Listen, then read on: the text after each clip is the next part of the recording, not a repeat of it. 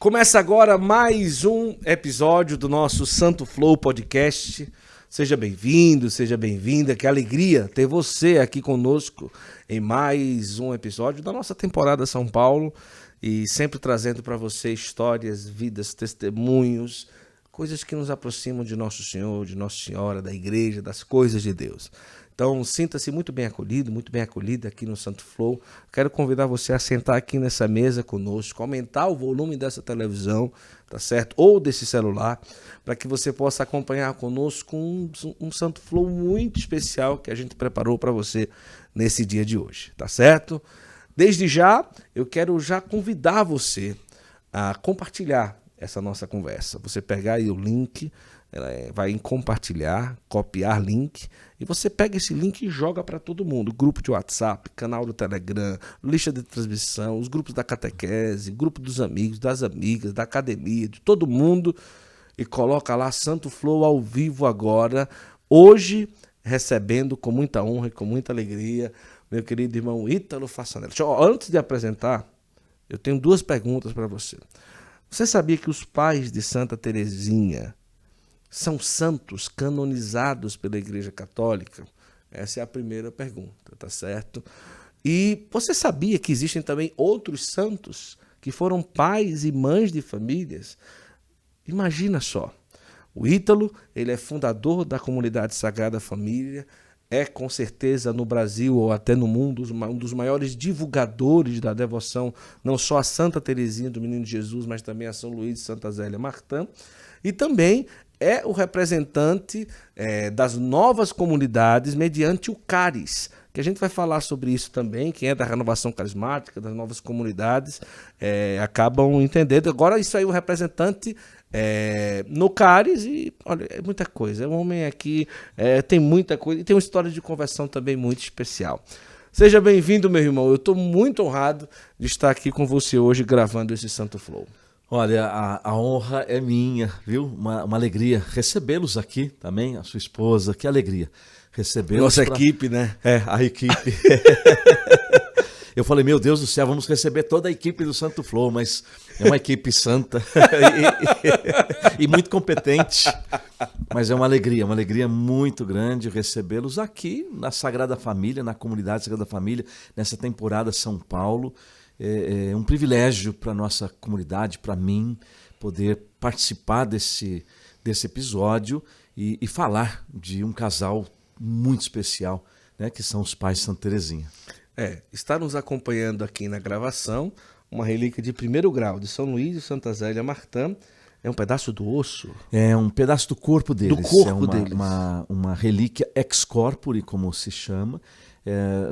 Um pedacinho do corpo de Luís, um pedacinho do corpo de Zélia. A gente não sabe que parte do corpo que é, mas é tecido humano. Então, Tecido humano. Tecido humano. Mas é do corpo deles, é uma relíquia de primeiro grau. Teologicamente falando, já para começar logo... eu ouvi esses dias um comentário. Esse corpo aqui, quando se diz que o corpo ressuscitará na segunda vinda de Jesus, teologicamente falando, é possível afirmar que uma relíquia também é o corpo do santo que ressuscitará na segunda vinda de Jesus? Em princípio, sim, mas nós não sabemos exatamente como será. A nossa fé nos ensina que nós assumiremos um corpo glorioso. E que um novo formato, talvez, não significa que vai montando pedaços. Mas é a mesma pessoa. É a pessoa. É a pessoa, sim. É a pessoa. Nós não estaremos num outro corpo. Isso. Uma outra identidade. Não, seremos nós, da forma com que Deus nos criou, porém, nesta forma que é chamada de gloriosa. Né? Que aí é uma nova forma, porque é uma forma espiritual. Uma forma espiritual. Mas pode-se afirmar que a relíquia, sobretudo a de primeiro grau, é a própria presença. Sim, sem dúvida. Porque a igreja nos ensina, Guto, que quando nós temos uma relíquia dos santos, nós temos uma presença diferenciada deles, uma presença especial. Temos aqui do lado uma imagenzinha. uma imagem, uma estátua de gesso de Luiz e Zélia, apenas representando eles. Podíamos ter aqui uma fotografia, enfim. Mas quando temos as relíquias de primeiro grau, porque primeiro grau é sempre algo que é do corpo do santo, seja um cabelo, unha, osso, carne, ou o corpo inteiro, como por exemplo, você esteve na Medalha Milagrosa, você viu lá o corpo de Santa Catarina Labouré, ou do Padre Pio. Então, ali é a relíquia inteira, né? O corpo é a relíquia. Ou parte do corpo, seja um osso, uma pele, uma carne, enfim, aquilo que é do corpo é primeiro grau. E sendo primeiro grau, quando temos a presença das relíquias, há uma presença diferenciada, especial daqueles santos no nosso meio. Muito bom. Olha, a conversa hoje vai ser muito boa, já está sendo, e você já vai compartilhando, vai mandando para todo mundo. Uma conversa muito especial. Mas antes de falar um pouco sobre essa questão de São Luís e Santa Zélia, vamos falar um pouco do Ítalo. Como que foi a sua vida? Você nasceu por onde? Nasci aqui em São Paulo, num bairro vizinho. Nós estamos aqui gravando esse Santo Flow no Ipiranga, né? Na Semana da Pátria. Estamos gravando a Semana da Pátria. Aqui mesmo. Não sei quando vai ao ar, mas nós estamos gravando Semana da Pátria, ao lado aqui do Museu do Ipiranga, da Independência. Acabou de ser reinaugurado, enfim, um lugar especial para o Brasil. E eu nasci num bairro vizinho aqui, tenho hoje 57 anos. Família católica? Católica de nome apenas, infelizmente, né? Durante a minha vida que eu tenho memória, meus pais frequentavam o centro espírita com a minha avó materna, né? Ainda que da parte do meu pai também, alguns irmãos, acho que até minha avó, meu avô, chegaram a frequentar alguma coisa assim, mas que eu lembro mais da minha avó materna, que tinha mais proximidade. Então, eu venho de uma família de prática espírita, né? Então, não tinha uma prática católica.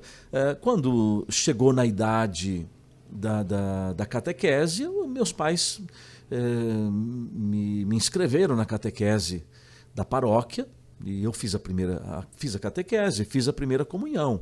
E somente isso, mas não tínhamos uma participação de igreja, missa, nada. Depois da primeira comunhão também não tínhamos uma prática. Uma infância tranquila, convivência familiar razoável, equilibrada? Como que foi a sua infância? Não, infelizmente não foi muito tranquila, porque meus pais são separados, são vivos, os dois com 83 anos, 82 anos os dois, são do mesmo ano.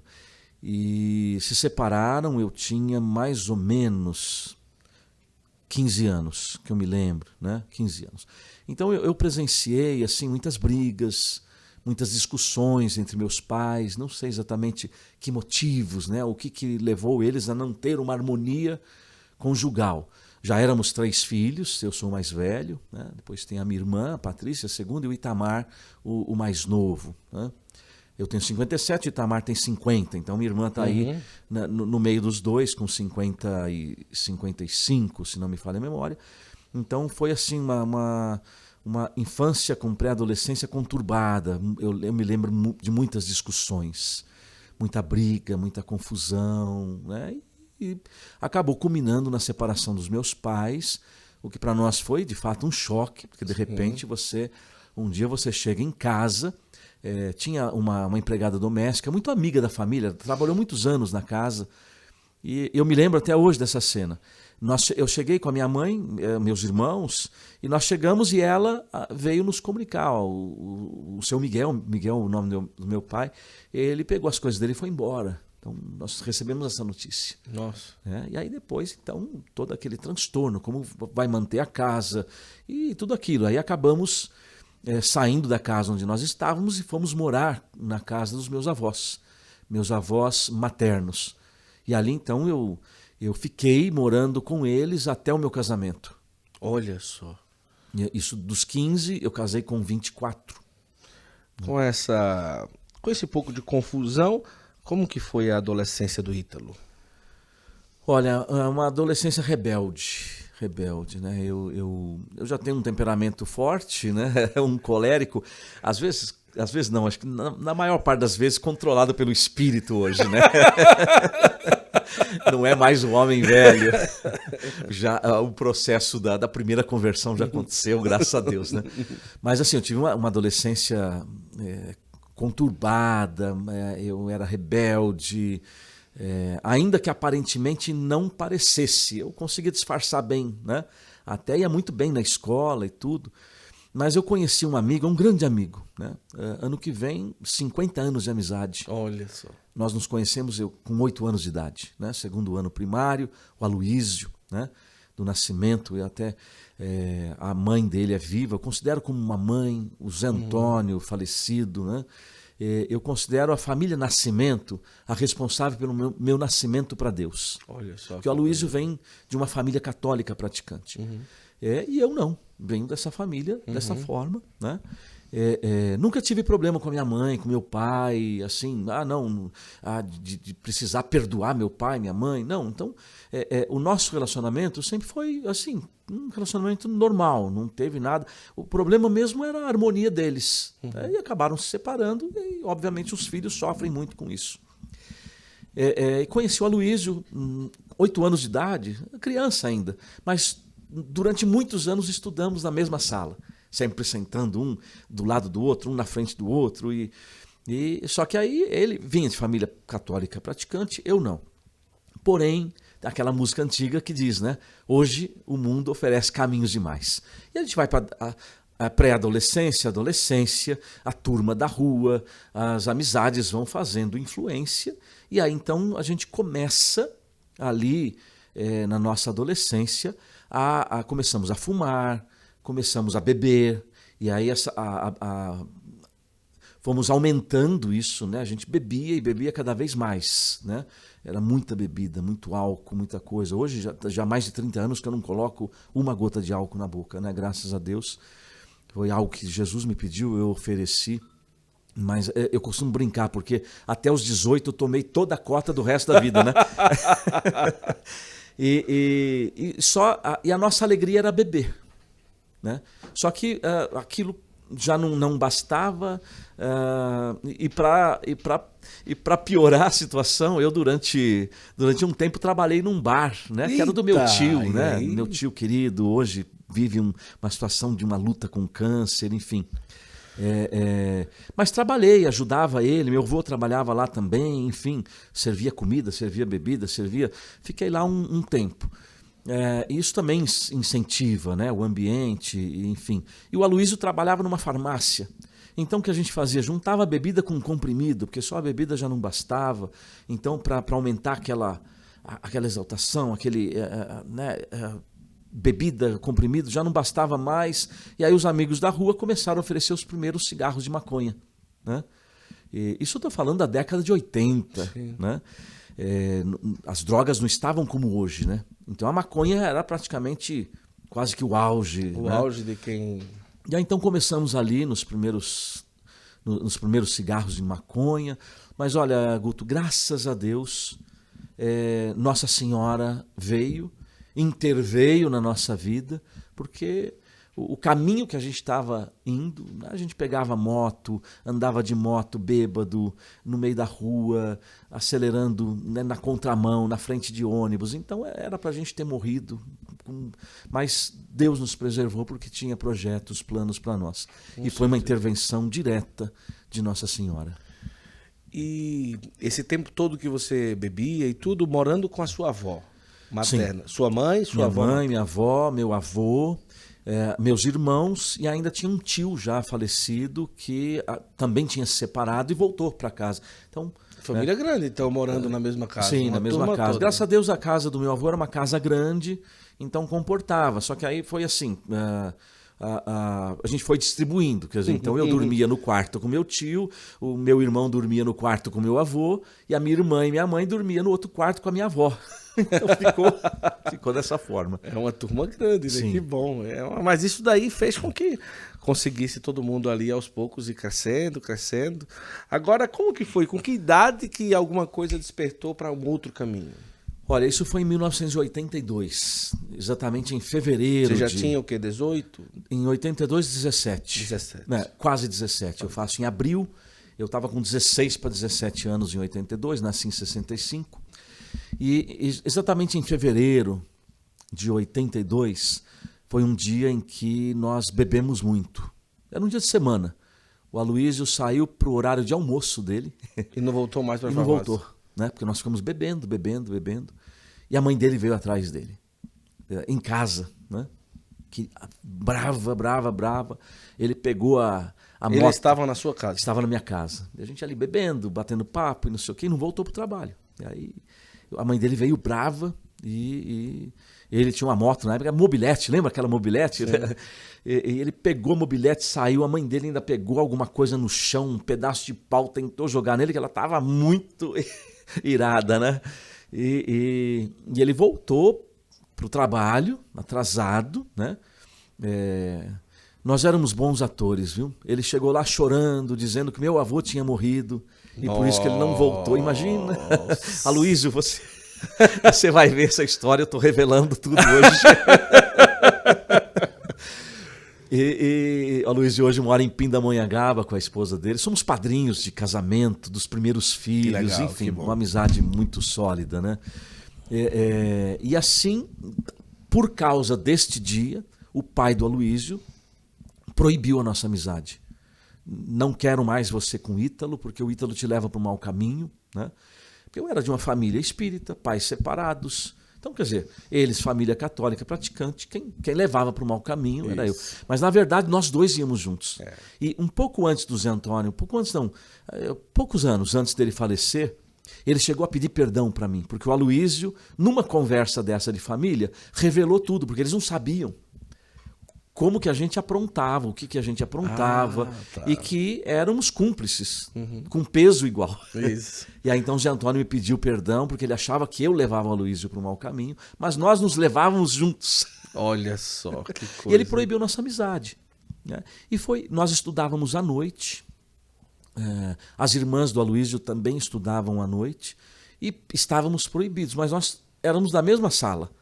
E no intervalo das aulas, a gente continuava conversando, só que atrás da escola, porque se as irmãs vissem, inclusive uma delas é minha cunhada hoje, casada com o irmão da minha esposa, elas iam dedar o Aloysio pro pai, o tempo ia fechar na casa dele. A gente conversava escondido, mas numa dessas noites, veja aí a intervenção de Nossa Senhora, o Aloysio veio me falar da mensagem de Fátima, Nossa Senhora de Fátima, que os pais tinham lido o livro, ficaram conhecendo a história de Fátima, e iam começar na casa deles o terço do primeiro sábado do mês, o sábado do desagravo ao Imaculado Coração de Maria. E o Aloysio veio me contar essa história.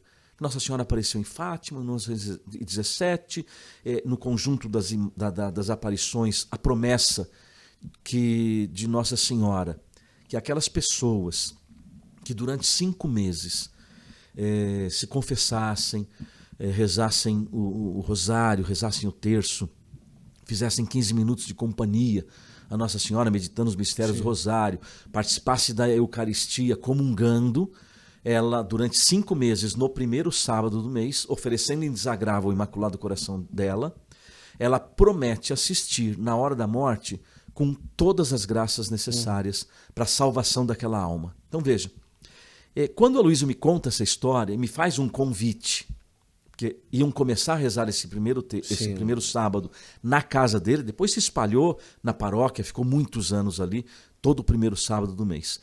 E eu pensei assim, eu costumo chamar essa noite, Guto, a noite do golpe. Quando eu tentei dar o golpe em Nossa Senhora. Eu pensei assim comigo, 5 meses, uma vez por mês, no sábado, para rezar o terço, que eu nem sabia o que era direito. Como é que era esse negócio de terço. Mas se Nossa Senhora apareceu e disse que se fizer isso, ela promete assistir para salvar aquela alma... É um investimento bom para muito retorno, né? E aí eu vou na sua casa, vou rezar o terço, seu pai vai ver a gente rezando junto e vai deixar a gente ser amigo de novo.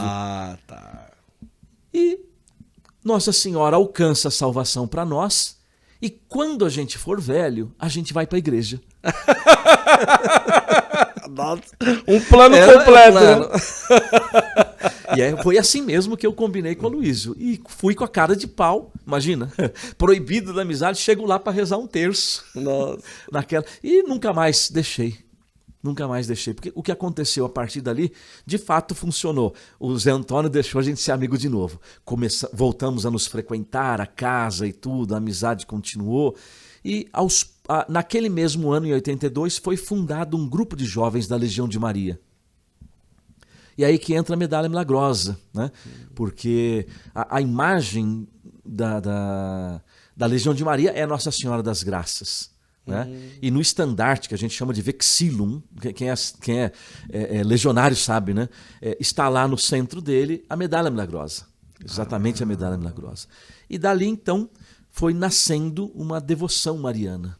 E Nossa Senhora foi tocando o nosso coração. Só que, assim, ainda durante um tempo, Guto, mesmo na Legião de Maria, sábado, acabava a reunião da Legião de Maria, a gente pegava o ônibus e ia aqui para o começo da Anchieta, onde tem a represa, e a gente passava a noite ali de sábado para domingo bebendo, fumando maconha, mergulhando na represa bêbado. Era uma doideira, né? Nossa, que era como dizem os jovens hoje, uma vida louca, né?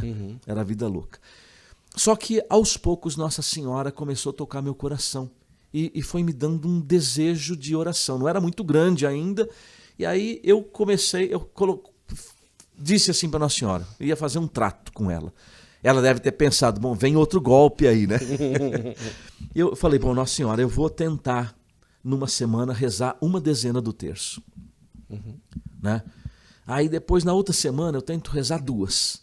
Até conseguir o feito heróico, olímpico, de rezar um terço inteiro. Só que assim, estudava à noite, deixava para rezar quando já estava na cama. Então, primeira, segunda, terceira Ave Maria já estava dormindo. Né? E quando a gente ia para os terços em família, com os adultos da Legião de Maria, os jovens, para rezar nas casas, a gente fazia muita bagunça. Levamos muita bronca do Zé Antônio. Né? Mas olha, esses terços mal rezados, essas Ave Marias mal rezadas, foram aceitas com muito carinho por Nossa Senhora. Ela é mãe.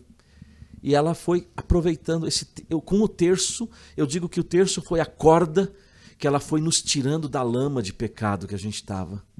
Foi nos trazendo para junto dela, nos dando esse desejo de oração.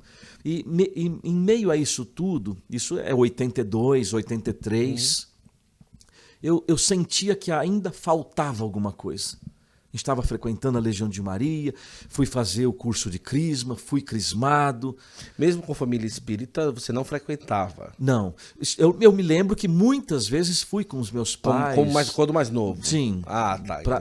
No centro espírita, levava aqueles passes e tudo. Sim. Mas quando nós éramos menores. Depois que meus pais se separaram, aí nunca mais fui com eles, enfim. Sim. Mas a minha avó tinha um centro em casa. Na garagem abaixo da casa funcionava toda semana uma sessão espírita. Toda semana. Vivia assim, experiências terríveis com lutas espirituais, principalmente depois desse passo de conversão. Né? Ah, foi? Foi. E ali por 82, 83, estava caminhando, sentia que faltava algo. Estava faltando alguma coisa. E também através de um convite, a cozinheira do padre da nossa paróquia convidou o José Antônio, a Maria José, o Aloysio, para fazer um seminário de vida no Espírito. Ela era do grupo de oração, da renovação carismática, convidou. Eles fizeram o seminário, eu não pude acompanhar todo esse seminário, porque estava no quartel nessa época. Eu servia a Polícia do Exército, 84, 85. E no final do seminário, costumava-se terminar com a experiência de oração, um retiro de final de semana. Sim. Eu não pude ir por causa do quartel. O Aloysio voltou dessa experiência de oração completamente transformado. Olha só. Curado de coisas da história de vida dele. Zé Antônio, Maria José também. E o Aloysio me contava as coisas que aconteciam ali. Eu falei, eu quero conhecer isso. Mas você tem certeza que é a Igreja Católica isso? Sim. E eu tive sede daquilo, tive vontade. Falei, eu quero fazer essa experiência. E aí naquele mesmo ano, Rosana, minha esposa, eles moravam no mesmo quarteirão. E a irmã do Aloysio namorava o irmão da Rosana. Sim. E a Rosana estudava na mesma escola. Então nós nos conhecíamos. E ali então fizemos um seminário mais reduzido, em 84, Até me lembro, muitas vezes eu ia fardado, porque saía do quartel, ia para o seminário, e aquilo era uma novidade. Só que não foi o seminário completo. E naquele ano não tinha mais experiência. Naquela época era uma experiência por ano, você tinha que aproveitar, como uma piscina de Bethesda, né? Sim, sim. Vai agitar as águas, Agitou, é nessa hora que pula. você tem que ir, pula. E então em 85 fizemos o nosso seminário completo e a experiência de oração. E aí em maio de 85 fomos batizados no Espírito Santo. Aquilo que eu sentia que faltava ali plenificou. Foi uma graça, uma bênção aí. A partir daquele momento, a bebida, o cigarro que eu não conseguia, diminuí muito, mas não conseguia deixar. Não conseguia. Né? E a Rosana me acompanhou no seminário como amiga, na experiência de oração. E nós começamos a namorar exatamente um mês depois da experiência de oração. Como? Com esse processo de conversão, eu falei, eu não quero mais namorar à toa. A gente ficava com aqueles namoros à toa, não quero. Não quero cair em pecado. A Rosana já tinha uma vida mais tranquila, né? Mas ela também teve apenas uma experiência decepcionante de namoro. Nós dois começamos, sem saber, os dois, a novena a Nossa Senhora das Graças, da Medalha Milagrosa. Não acredito. No mesmo tempo. E pedindo a mesma graça. Que o próximo namorado e a próxima namorada fosse aquele com quem a gente ia casar. Olha que lindo. Então, Nossa Senhora das Graças que nos uniu. Olha só. Nós não sabíamos, depois a gente ficou sabendo. Que ela fez a novena, eu também fiz, Sim. e nós não sabíamos. Né? E aí começamos a namorar em 85, né? Já são 37 anos de namoro e 33 de casados. Né? Nossa, a Medalha Milagrosa realmente tem uma presença... Nossa Senhora das Graças. Muito Por isso forte. que eu ouvi Nossa Senhora das Graças ali na capela, né? Sim. Eu disse, olha ali, Nossa Senhora das Graças aqui na capela. Que coisa linda, belíssimo. E aí começou todo o processo, vocês depois de quanto tempo que casaram? Começamos a namorar em 85, com 6 meses ficamos noivos. Olha só. Eu já logo no primeiro mês já queria ficar noiva. Ela falou, vamos esperar mais um pouco.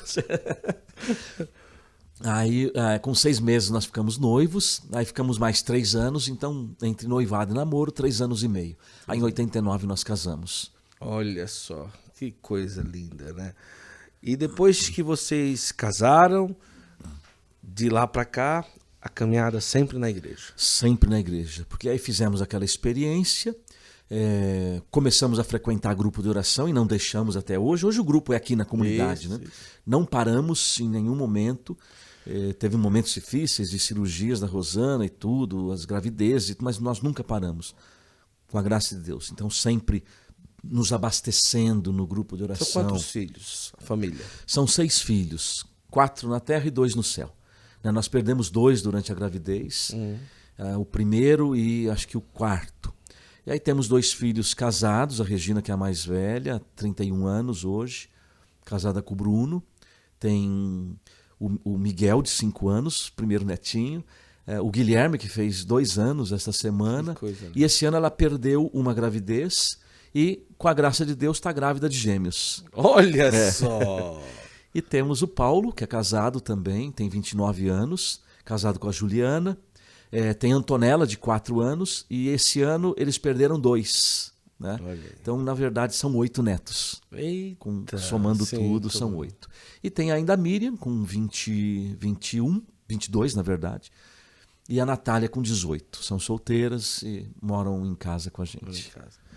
Uma turma grande. Sim, com a graça de Deus. Agora, hoje, quando as pessoas acabam vendo o Ítalo e a Rosana da comunidade Sagrada Família, não imagina todo o processo que você passou para um dia se encontrar com o nosso Senhor, né? Sim. Às vezes pensa que é sempre, esse homem tranquilo, calmo, muito atencioso e tal, mas nem sempre foi tão calmo assim. Terrível. E nem sempre assim com o equilíbrio que realmente a gente olha para a comunidade Sagrada Família e realmente vê algo diferente, algo muito especial. E em que ano que começou todo o processo de início da comunidade? Nós estávamos caminhando já há 10 anos na Renovação Carismática, começamos em 84, e eu estava tão feliz, tão contente, tão pleno com tudo isso. A transformação que Deus fez na minha vida, Guto, foi muito grande. E eu, na minha pequenez, eu achava que Deus não ia fazer mais na minha vida, porque eu estava satisfeito. O que mais que Ele precisa fazer? Ele me tirou daquela vida que eu estava, perdido, né?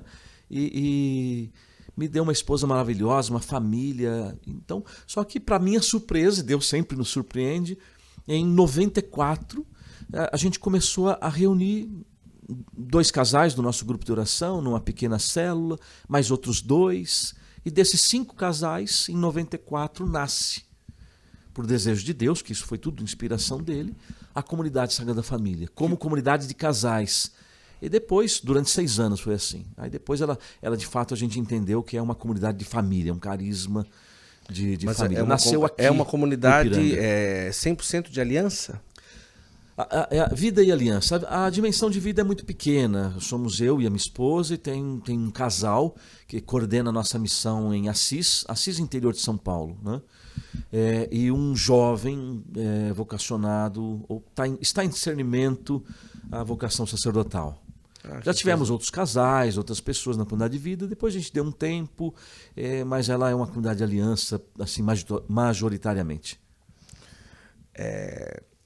Hoje já se passou muito tempo e muitas experiências, e daqui a pouco eu vou tocar também nesse assunto, mas a realidade de comunidade de vida para a vida do casal ainda é um processo a ser enxergado, que não se consegue se ter uma análise completa de possibilidades em relação a isso, não só em relação a como a igreja vê, mas nunca se tem ali uma receita, um caminho, sempre há uma adaptação, e eu não sei, você compreende o que é que eu falo, né? Sim. Bom, de um lado, nós... É como se aparecesse... mas é como se o vida de casal, às vezes, se conotasse como uma aliança residencial, ou uma aliança de compromisso mais forte, ou uma presença...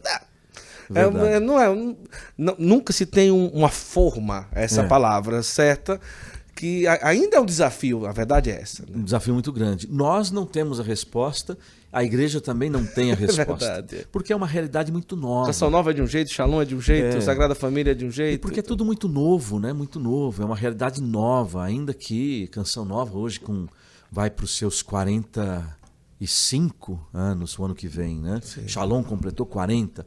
Mas para a realidade de uma igreja que tem 2000 anos, é tudo muito novo. Embrionário. E a igreja, então, vai observando, na sua sabedoria milenar, ela vai observando. Por quê? De um lado, a gente tem uma inspiração. Sim. Muita gente vivendo esta dimensão de entrega de vida. Então, pera lá. A gente não pode simplesmente dizer, não, isso aqui não é possível. Eu sou um testemunho. Desde o 8º ano da comunidade, nós somos comunidade de vida. Então, há 20 anos, eu e a Rosana vivemos como comunidade de vida. Sim. Né? O casal que está conosco também há uns 3, 4 anos. Conhecemos muitos outros. Então, quer dizer, possível Desafios tem muitos. Então, a gente tem que ver cada carisma, cada realidade, e ir sentindo o que o Espírito Santo sopra para essa realidade. Eu acho que nós, na história das comunidades aqui no Brasil, e mesmo fora, já apanhamos bastante. Né? Muitos casais já apanharam. São os bandeirantes, né? Que vão abrindo o caminho. Agora a gente já tem experiências vividas com pontos positivos e negativos. Como diz o ditado, hoje nós temos o caminho das pedras, pelo menos um pouco, para tentar errar menos. Né?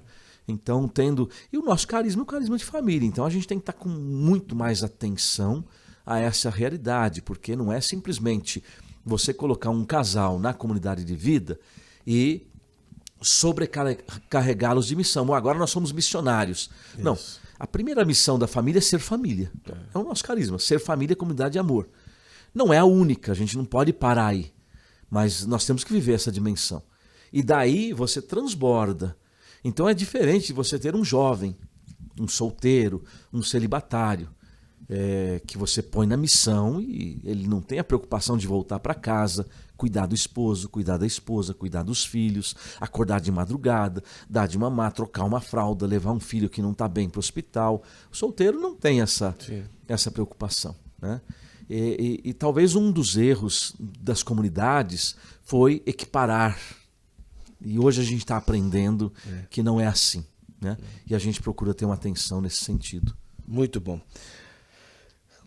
Claro, o conhecimento de que São Luís e Santa Zélia eram santos, talvez há muito tempo você teve, mas como que começou essa proximidade? Talvez para o Brasil você tenha sido um dos responsáveis de levar a devoção, não só a devoção, mas apresentar ao Brasil que os pais de Santa Teresinha são santos canonizados pela igreja. Sim, é uma história, eu gosto muito dessa história porque eu vejo a escolha de Deus, né? Sim. Porque se fosse, nossa, se fosse eu num dia na minha mesa de escritório pensando, bolando um plano, não, nasceu de Deus, nasceu de Deus. A Rosana, minha esposa, é devota de Santa Teresinha, mas não conhecia muito a história de Teresinha, mas tinha uma proximidade. E dessa devoção da Rosana, eu percebi que Teresinha é bem próprio dela. Ela começou a vir para o meu lado, né? E eu, Teresinha, o que você está querendo comigo, né? E eu percebi então que essa proximidade, eu comecei a perceber uma proximidade espiritual de Santa Teresinha. E aí aquilo me incomodou. O que Teresinha está querendo? E aí eu percebi que não era só simplesmente uma devoção, mas era algo ligado à comunidade Sagrada Família. Mas eu pensava assim, Teresinha, nem conhecia direito a história dela, mas é uma santa carmelita. O que o Carmelo tem a ver com a comunidade Sagrada Família? Eu não encontrava ligação nenhuma. Mas enfim, eu comecei a rezar como fundador da comunidade, pedi esse discernimento. Será que Teresinha quer ser uma das baluartes da comunidade? Comecei a rezar nesse discernimento, e aos poucos começou a brotar em mim uma curiosidade. Onde Teresinha nasceu? Dizem que foi em Alençon, né, na França. Que lugar que é esse? Que a gente conhece Lisieux, né? Sim. Dos livros, de ouvir falar, porque Teresinha ficou conhecida como a Santa Teresinha de Lisieux. Isso. E Alençon, pouco conhecido. E começou a me brotar uma curiosidade, né? E eu tive a oportunidade, a primeira vez que eu saí do Brasil por uma peregrinação faz exatamente 20 anos, foi em 2002. E passamos muito rapidamente por Lisieux. E eu levei esse pedido diante de Teresinha. Que ela me confirmasse o desejo de essa questão dela ser baluarte, se até eu mesmo, como fundador, poderia acrescentar mais um baluarte na comunidade ou não. Enfim, mas eu deixei Teresinha de molho mais alguns anos. Mas eu pedi a Teresinha ali a graça de um dia voltar com a Rosana, que eu não fui com ela, né? E financeiramente, você sabe, né, Guto? Comunidade, já foi assim, um milagre eu estar ali, né? E seria um milagre muito maior voltar para a Europa e ainda mais com a Rosana. E tivemos essa graça diversas vezes, né? E em 2008, aí eu comecei a rezar, e comecei a me interessar. Bom, os pais de Santa Teresinha, isso foi ali por 2007. Está fazendo 15 anos que eu comecei a estudá-los. Aí você não tinha quase nada de livros em português, aqui no Brasil. Então eu pesquisava na internet. Tudo que eu achava de Luís e Zélia, eu lia, devorava. Entrei... Aí um amigo meu de uma comunidade, Pantocrator, do André. O André, numa vez, ele me questionou assim, olha, Ítalo, eu estou desconfiado que Teresinha não quer vir sozinha para a sua comunidade. Eu acho que ela quer trazer os pais dela. E eu tenho percebido nesses anos todos que esse é um grande trabalho dela. Onde ela chega, ela traz os pais, né? E eu comecei a considerar aquilo de fato. E um membro da comunidade deles me mandou uma mensagem naquela época, 2007, 2008. Ítalo, eu encontrei a história da família Martin, um clássico da década de 40, num sebo. Um livro ainda editado em Portugal. Falei, tem 2 no sebo. É um site de vários sebos. Sim. Eu já comprei um, sobrou um. Entrei na hora e comprei o último. É um livro bem amarelado, de 1946 ou 48. Aí eu mergulhei naquele livro, são 400 e poucas páginas, que conta a história toda da família. Me apaixonei por aquela história. Me apaixonei. E em 2008, sem eu saber, eles estavam sendo canonizados e eu cheguei com a Rosana em Lisieux, 10 dias depois da beatificação, que foi lá. Olha só. E a urna com os restos mortais dele. Né? Mas você chegou em Lisieux e não sabia que eles tinham sido canonizados? Não. Olha só. Não sabia. Aí que eu percebi, pela cidade que estava toda enfeitada, nós fomos lá nos aventurar, né? E percebemos, não sabíamos nem direito, essa urna que está no meio da basílica, dourada, de bronze, grande. Sim. Será que são os pais de Teresinha? Será que são os ossos deles? Será que os restos mortais dele? Depois a gente procurou se informar e de fato estava ali. E só nós dois na basílica, né? Não tinha um ou outro visitava. E a gente, naquele questionamento, e de fato eles foram beatificados. Nossa, se a gente soubesse, a gente teria chegado 10 dias antes. Né? É verdade. Mas enfim, aí no Carmelo, né? Você esteve lá, né? Agora há pouco tempo, ali onde estão os restos mortais de Teresinha, tem aquela imagem Sim. dela, Nossa Senhora do Sorriso em cima. É. Eu me ajoelhei ali, em 2008, e pedi para Teresinha, eu quero um sinal, uma confirmação de que é vontade de Deus que você e os seus pais sejam baluartes da comunidade, patronos. E Teresinha disse no meu coração, né? Eu até conto essa história posso pegar aqui, Guto? Claro, então vamos, na novena da família, né? Um livro que eu escrevi sobre eles, Rezando com os Santos Luís e Zélia Martã. No 8º ou no 9º dia eu conto essa história, mas de uma forma resumida, o que eu escutei no meu coração? Teresinha dizendo assim: a minha santidade é fruto de uma família santa. Ensinem as famílias a serem santas e peçam ajuda aos meus pais. Nossa, aquilo calou no meu coração de uma forma assim que eu queria sair dali e vir para cá, para reunir a comunidade e contar isso para eles. Né? Ali eu tive essa confirmação em 2008. Luís e Zélia serão baluartes da comunidade com Teresinha. Preparamos a comunidade, no ano seguinte, 2009, oficializamos na festa de Teresinha, 1º de outubro, os 3 como baluartes da comunidade. Coisa linda. E aí comecei agora são baluartes, lendo, pesquisando tudo, buscando aqui, acolá, né? Aí eu falei para eles: bom, agora vocês são baluartes, eu quero relíquia. não tinha relíquia. E aí uma irmã, uma religiosa da comunidade Sementes do Verbo, eles vieram pregar um retiro anual da comunidade ali em julho.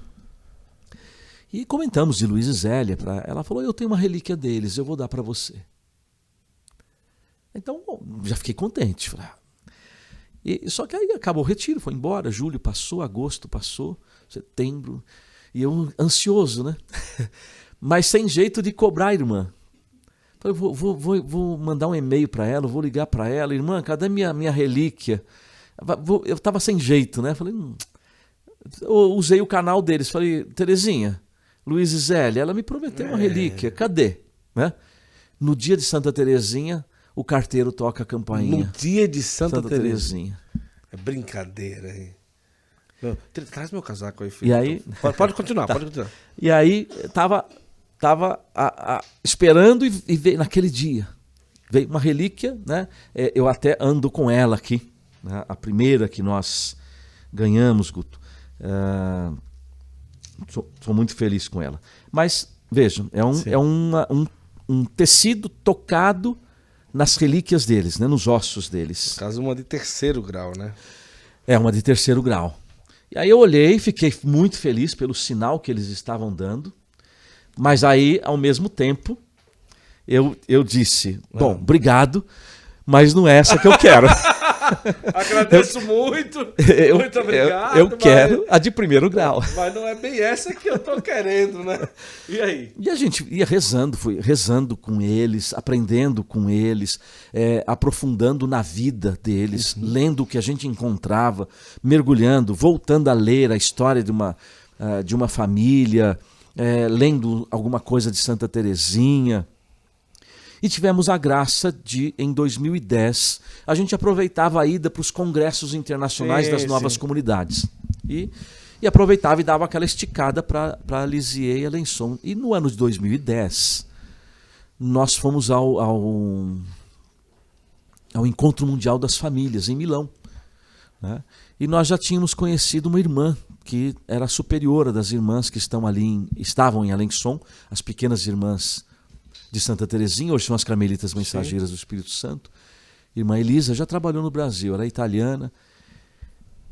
E ali ela nos apresentou em Milão. Nós tínhamos conhecido ela ali em Milão. Tínhamos conhecido ela em uma outra ocasião e ela nos apresentou em Milão e falou: olha, o reitor de Alençon está aqui, que é o Padre Thierry, que é parente vivo, próximo, você conheceu ele. O sangue dos Martins corre na veia dele. Sim, o bisavô dele é sobrinho de Luiz Martin. Ele esteve aqui na comunidade recentemente. Eu vi, maravilha. E aí nasceu a nossa amizade. São 10 anos de amizade com o Padre Thierry. Aprendo muito com ele. Depois ele ficou um tempo fora e agora voltou a ser o reitor de Alençon. Então nós o conhecemos ali. A irmã Elisa nos deu, porque nós fizemos assim, nós iríamos a Lisieux e a Alençon e resolvemos fazer o contrário, fomos a Alençon primeiro. Hoje eu sempre termino uma peregrinação em Alençon, com o ponto culminante. Mas nós fomos a Alençon primeiro, foi providencial, porque eu pergunto, irmã Elisa, nós estamos indo, eu, a Rosana, eu falo italiano, mas não francês. Como é que a gente faz para ganhar uma relíquia para a comunidade? E a nossa comunidade não tinha aprovação diocesana, não tinha nenhum bispo por trás. A gente sabe que é muito difícil. E ela falou, olha, ela foi até o quarto dela, voltou com uma relíquia dela. Falou, essa aqui é de vocês, do casal.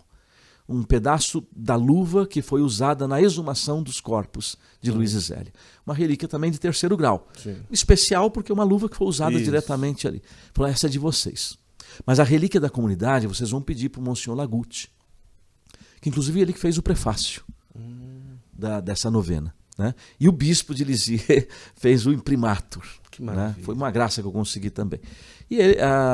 E vocês vão procurar o Monsenhor Lagutti e vai conversar com ele. E aí eu falei, bom, então vamos a Lisieux e rezando, e agora? Normalmente alguns padres reitor do santuário, talvez fale italiano, né? Enfim, por conta da ligação com Roma. E aí chegamos lá na Basílica, tinha uma irmã que faleceu há pouco tempo, que inclusive era da Beatitude. Tentamos nos falar com ela, uma palavrinha em francês, outra em italiano. A senhora fala italiano? Não, um pouco. Ficamos gesticulando, ela chamou o padre que ia celebrar a missa, ele falava menos ainda italiano. Mas eu dei a entender que queria falar com o Monsenhor Lagutti. Ela fez uma cara assim, como quem diz, né? Não é tão fácil falar com o reitor do santuário de Lisieux, né? Mas aí eles chamaram a gente para dentro da sacristia, vem cá. Ela pegou o telefone, fez uma ligação, desligou o telefone e falou, ele vai atender vocês depois da missa. Olha. Aí participamos daquela missa, numa ansiedade, saímos da Basílica, fomos pro lado do Carmelo, que é o escritório, e a gente rezando, será que ele fala italiano? Será que não, como é que a gente vai? Como é que eu vou explicar quem somos nós, quem é a nossa comunidade, o que a gente faz? Fácil, não, era praticamente impossível, mas confiando em Luiz e Zélia e Terezinha. Chegamos lá, Monsenhor Lagutti, eu esperava encontrar um padre sério, frio, francês, nos recebeu de braços abertos, hoje é reitor emérito, né? De braços abertos, um sorriso, eu falei, nossa, e uma senhora ao lado dele, Dominique Menvielle, do Instituto Notre-Dame de Vie, fundado pelo recém-beatificado Frei Maria Eugênio, né? Ela fluente no italiano. Foi a nossa salvação. Foi onde ela ia traduzindo para ele o que nós éramos e ele ficou encantado com a comunidade. Pegou até um mapa do Brasil para a gente identificar onde nós estávamos. Ele ficou encantado de ver que tinha alguém no Brasil falando sobre Luiz e Zélia, porque a gente já começou a divulgar na comunidade para para outro, o pouco que a gente conhecia. Ele ficou encantado. Foi lá, então, pegou uma relíquia como essa daqui, só que menor. Né? Mas o corpo de Luiz e Zélia, 1º grau. Nós ficamos extasiados, né? Saímos dali pisando nas nuvens. Primeira relíquia. Né? Eu voltando para o Brasil, ainda no avião, com a relíquia, felizes da vida. Não precisou de carta, não precisou de autorização. Foi um milagre, foi um milagre. E aí no meu coração o Senhor disse assim, esse casal vai ser missionário no Brasil e vai fazer muito barulho. Olha. Isso 2010. Vai fazer muito barulho. Né? Aí então veio a primeira relíquia. Dominique se tornou uma amiga, escreveu um livro sobre Leone, a irmã de Terezinha, publicamos pela nossa editora. Sim, sim. Está em algum lugarzinho aqui. Eu vi lá no né? negócio. Então, se tornou uma amiga, né? Veio ao Brasil, nos visitou. Ela que me pediu a novena. Ítalo, escreva uma novena. Você está escrevendo, mas eu estava na faculdade, teologia, ano de TCC, uma loucura. Eu falei, eu vou rezar, Dominique. Ela estava fazendo umas visitas no Brasil, antes de ir embora. Aí eu rezei, veio a inspiração. Sentei no computador e fiz a novena. E ela ainda estava no Brasil, acho que no Paraná. Liguei para ela, Dominique, está pronta a novena. Só que eu quero duas coisas, como sinal de Deus. Eu quero o prefácio do reitor de Lisieux e o imprimatur do bispo, que eu nem conhecia. Ela falou, olha, a gente pode tentar. Não é fácil o que você está pedindo, mas a gente pode tentar. E ela então, mandei o arquivo para ela ver, enfim. E no dia de Luiz e Zélia vem o e-mail com o imprimatur e o prefácio. Olha só. No dia de Luiz e Zélia. Eles não trabalham fácil, não. Eles fazem e aí nós direitinho, publicamos, né? Com a graça de Deus. E nessa versão mais nova já tem vários testemunhos. Vários. Testemunhos de graças alcançadas, casais que não podiam ter filhos. Perdemos a conta de quantos estão com seus filhos, curas milagrosas. Enfim, muita graça aconteceu. E nós tivemos a graça, aí depois, quando o reitor, o Monsenhor Bernardo Lagutte, ficou emérito, eu falei, bom, agora o nosso canal com Lisieux, entrou um outro reitor, a gente não conhecia, uma irmã que nós conhecemos lá também, a Dominique, sendo secretária, saiu, foi para outra missão, mas ficou uma irmã. Essa irmã vai ser a ponte. Então conversamos com ela, tinha um milagre de uma pessoa da comunidade, e ela falou, o reitor vai se interessar muito, nos apresentou para o reitor, nos convidou para um almoço lá na casa dele, e ele pediu que a gente relatasse. A irmã falava italiano, ela foi traduzindo. Aquele milagre que aconteceu, ele ficou encantado. O trabalho que a gente estava fazendo no Brasil de divulgação de Luiz e Zélia. Quantas casas vocês têm no Brasil? Aí eu falei na época quantas missões nós tínhamos. Vocês vão levar uma relíquia para cada casa. Olha que lindo, meu Deus do céu. E aí eu tinha visto uma relíquia grande dessa que vem com o acrílico. O dourado aqui, o relicário, a gente mandou fazer aqui no Brasil, para dar mais visibilidade. Aqui vem numa caixa, né? Sim. E aí eu olhei para Rosana, nós tínhamos visto na capela do bispo de Alençon, que fizemos amizade, que hoje é o bispo de Lisieux. Ele celebrou para nós nossas bodas de prata na capela dele. Que lindo, nossa. Na véspera. E as bodas foram celebradas na igreja que Luiz e Zélia se casaram. Foi uma grande graça em 2014. Sim. E aí eu falei para a irmã, e aquela relíquia grande? Que a gente pensou, vamos deixar a grande na sede da comunidade, as outras é possível? Ela falou com o padre Olivier, que inclusive está no Brasil hoje, e daqui 3 dias vem celebrar uma missa aqui na comunidade. Ela falou, falo com ele. Ele falou, não, tudo bem. E deu a grande também para nós. Então, voltamos carregados de relíquias. Hoje nós temos uma relíquia em cada casa da comunidade, aqui em São Paulo. São Paulo são 2, fica uma aqui na sede, uma no governo, que é a minha casa, tem o meu escritório também, além desse aqui, meu escritório em casa. Na missão de Santos, de São José do Rio Preto, de Assis. Nós temos um casal em Presidente Prudente, também tem relíquia lá. Paudalho, vizinho do Recife. Paudalho. Tem um casal lá. Nazaré da Mata, né, a diocese. Sim. Tem relíquia lá também. E em Vitória, no Espírito Santo, também tem uma relíquia lá, que tem uma cofundadora nossa. Delícia. E todas fazem um trabalho missionário, visitando as casas, as famílias, rezando pelas pessoas. Então, de fato, aquela profecia que eles fariam muito barulho.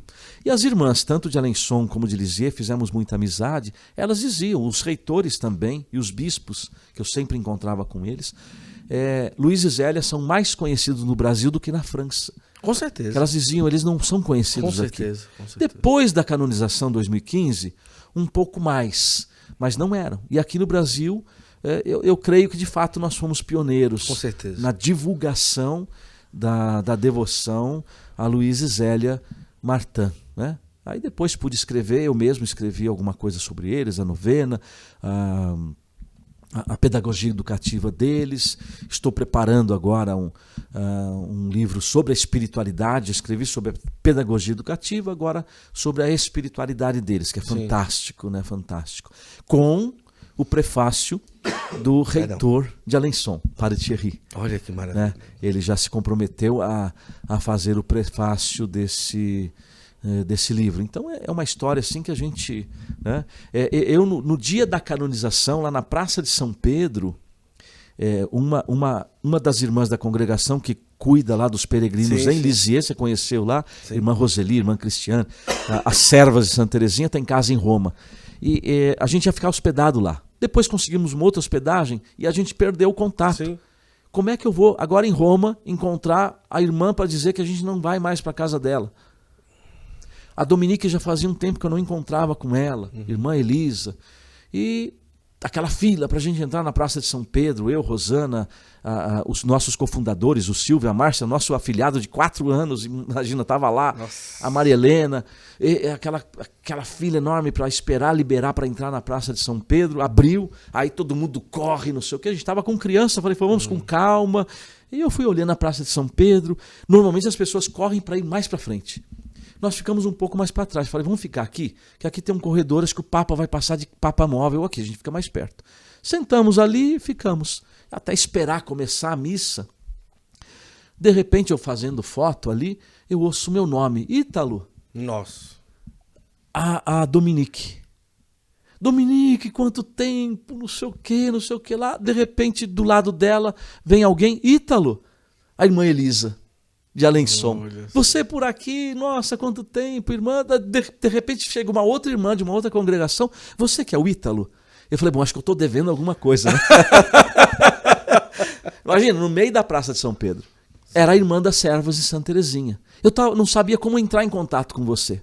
Para saber se vocês iam para casa ou não, iam precisar de hospedagem, estava angustiada. Né? Aí conversamos. De repente, uma outra pessoa, Ítalo, você por aqui. O secretário geral do Santuário de Lisieux.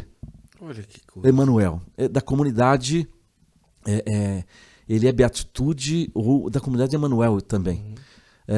Ele falou, espera um pouquinho. Ele foi ali na cadeira dele e no meio da Praça de São Pedro falou, isso aqui é para vocês, uma relíquia dos cabelos de Luiz e Zélia Martin. Olha só.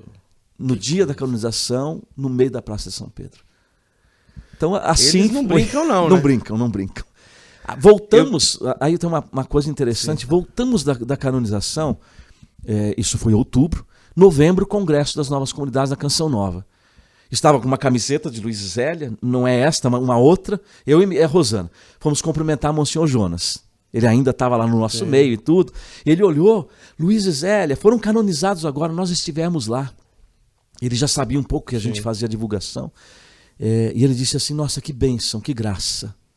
Vocês são o casal do Brasil. Aquilo fez a gente tremer, Guto. Você sabe a palavra do Monsenhor Jonas. Sim. Aquilo assim não é por um orgulho, sabe, uma vaidade. Claro. Mas ali eu percebi que pela voz de um profeta, Deus estava confirmando aquilo que Luiz e Zélia já estavam fazendo aqui. Nós somos apenas meros instrumentos, né, da divulgação. E se tornou um grande apostolado da nossa comunidade, a divulgação da vida e da espiritualidade deles. Até chegamos a criar um retiro para casais só sobre eles.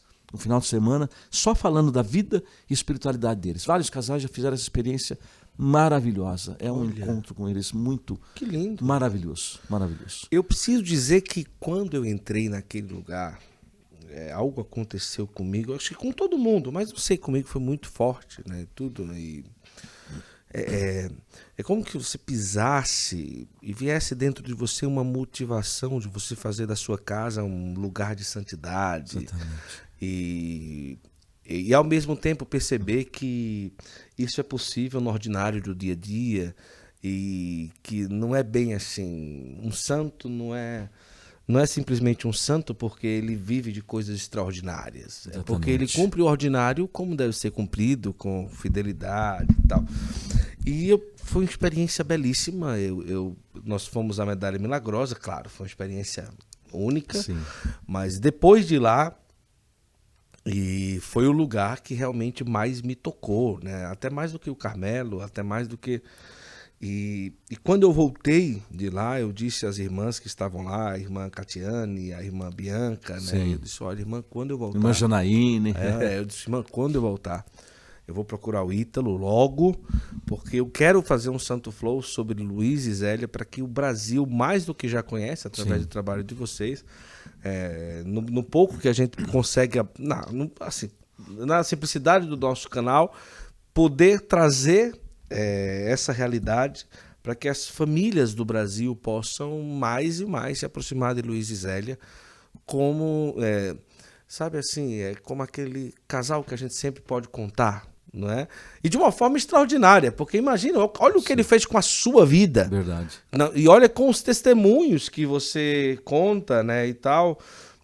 Mas vamos lá, eu quero passear aqui por 2 pontos. Primeiro, se você puder fazer um breve resumo, Luiz e Zélia, o que é que ele era, o que é que ela fazia, como que era aquilo dali, e esse milagre um pouco mais que você levou até não sei se pode contar. O reitor, sim, claro. Tudo, para que as pessoas ele está relatado aqui, tá público. Tá público. Possam conhecer. Mas é importante que você entenda uma coisa. Os pais de Santa Terezinha foram canonizados no ano de 2015. 2015. Luiz e Zélia, aqueles que nós estamos conversando, tá aqui a imagem deles, aqui é a coisa mais linda. E a relíquia de 1º grau aqui é um pedaço do corpo, né, de Luiz e Zélia. O que mais me chamou a atenção é você estar dentro de uma igreja e naquela própria igreja um vidro com uma cama do casal praticamente dentro. É dentro da igreja. Na capela. É como se você olhasse um altar diante dos seus olhos e virar para o lado e ver outro altar. Ver o altar conjugal. O altar conjugal, né? É a única capela do mundo que você encontra uma cama de casal.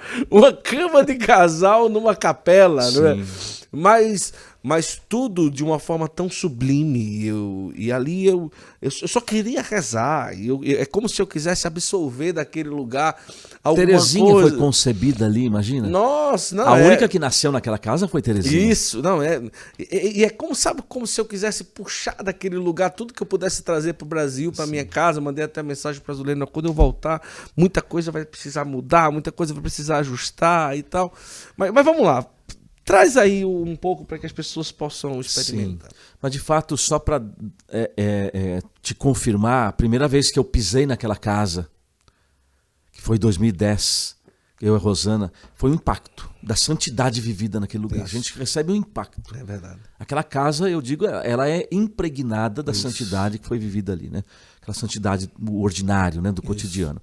Mas, bem, Luiz e Zélia, filhos de militares do século XIX, viveram ali naquela região chamada Normandia, que é o noroeste da França, 190 quilômetros de Paris, né? Lisieux e Alençon têm a mesma distância de Paris e entre elas 90 quilômetros.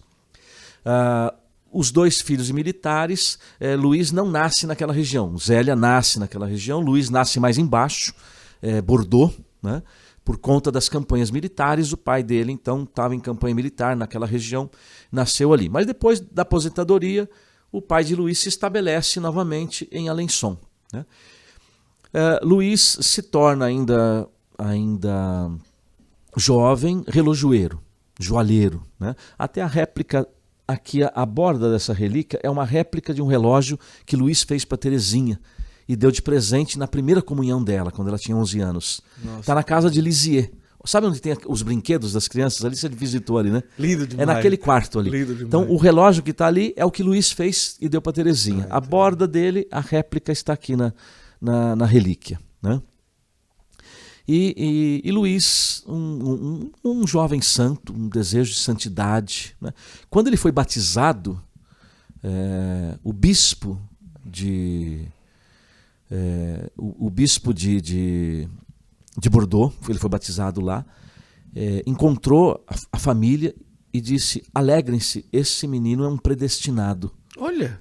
Ele foi batizado assim logo depois do nascimento.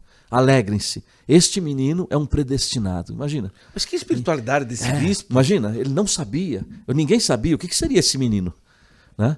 E anos depois, nós estamos falando dele aqui. Né?